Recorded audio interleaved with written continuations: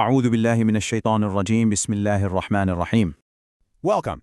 In this explainer, we're going to dive into a story from Surah al-Kahf. But this isn't just about history. Think of it more as a map for the soul, a guide for how to handle what might be the most intoxicating trial of all, power. You see, the Quran gives us this incredible story of Dhul Qarnayn. And what's so powerful about it is that the real test he faces, well, it isn't just about being a tyrant versus a just ruler. No, it's something way more subtle, more insidious. It's that quiet corruption that creeps in when we start thinking our successes are all our own doing. So, let's start at the very beginning. Let's look at the foundation of Dhul Qarnayn's authority. Because the Quran makes something crystal clear right from the get-go, his power was a gift. It was not something he earned or achieved on his own. There's this very specific, very powerful word the Quran uses for his power, tamkeen. It means, a firm establishment, a solid footing given directly by God. And that one word, it changes everything. It immediately sets the stage for his entire story, a story about humility and remembering the divine source of all things. And this is where it gets really interesting, because this lays out a crucial three-step process. First, God grants the tamkeen, the establishment. Second, he gives the sabab, the means, the path forward. But look closely at that third step. The servant has to pursue those means. This just shatters the idea that faith is passive. True trust, true tawakkul, isn't about sitting back and waiting. It's about getting up and actively, intelligently using the tools God has placed right in front of you. Okay, so with that foundation of active trust in mind, we can really start to understand his three incredible journeys. And these aren't just trips on a map, not at all. They're really a kind of inner cartography, a map of our own souls, our own inner landscapes. So his first journey, it takes him west, to what the Quran calls the setting place of the sun. Picture that, a place of fading light, of murky, muddy waters. And it's there he finds a group of people, and is hit with this immediate choice, this test. Are you going to punish them, or are you going to treat them with goodness? So let's pause and ask ourselves, what does that journey to the setting sun really mean for us, inside our own hearts? What is that murky, unclear place within ourselves? Well, this is the inner test, isn't it? It's about facing those darker, less defined impulses of our own self, our nafs. When you have power, even a little bit, when you think nobody's watching, how do you behave? Is it just about cold hard justice, or do you choose husn, that beautiful, excellent way of being? They say power corrupts, but maybe it just reveals what's already there. All right, so from the darkness of the west, he travels east to the rising place of the sun, a complete contrast. Now he's in a place of raw, unfiltered light, and the people he finds here, they are completely exposed, totally fragile, with nothing to shelter them. And this brings up a totally different and maybe even more subtle question, right? What's supposed to happen when strength, when knowledge and spiritual light meet weakness and vulnerability? How are the strong meant to engage with the fragile? And the takeaway here is so crucial. It's that real spiritual growth absolutely has to, come with compassion. The stronger you get, the more you know, the more spiritually aware you become, the more gentle and careful you have to be. Real leadership isn't about dropping a rule book on everyone. It's about understanding the situation, protecting those who are fragile, and not, crushing them under the weight of your own light.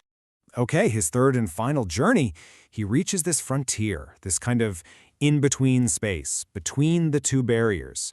And the people he finds there are dealing with such a fundamental human problem. They can barely understand speech. Just communicating is a huge struggle. So again, what's the inner meaning here? What is this space between two barriers, inside of each of us? This place of potential conflict and misunderstanding. This is really about the inner frontier of our own soul. It's that place where our orderly, disciplined side meets our chaotic, impulsive side. And wow, is that a test of patience? And those forces they're so afraid of, Ya'juj and Ma'juj, Gog and Magog, we can see them as a symbol for our own unchecked desires, all that spiritual noise and confusion that's just waiting to raid our hearts if we don't build some kind of inner barrier. And that leads us right to the climax of the story, both physically and spiritually, the building of this great barrier. This is just a masterclass in what you might call moral architecture. So the people come to him and they offer him money, right? A tribute, a kharj, to fix their problem. And his response is, it's just game-changing. He completely refuses any personal gain. Instead, he asks for partnership. He says, "Aynuni, help me. Think about that. This isn't a story about some hero flying in to save the day. It's about a leader empowering a community to build its own protection. And that refusal, that simple act is a perfect lesson in ikhlas, or sincerity. He cleanses the intention of the whole project. This massive undertaking won't be for money, it won't be for fame, it's going to be for God alone, to protect His creation. He is literally starving his ego of the very thing it desires most. Even the materials he uses are dripping with symbolism. The iron, that's your moral firmness, your backbone of principles.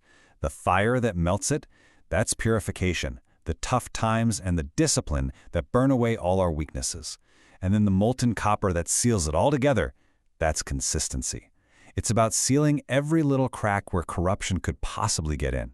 There's a Sufi saying, a soft heart needs strong principles. And this is it, right here. But you know, the most profound lesson of all, the absolute peak of his spiritual character, it comes after all this incredible work is done.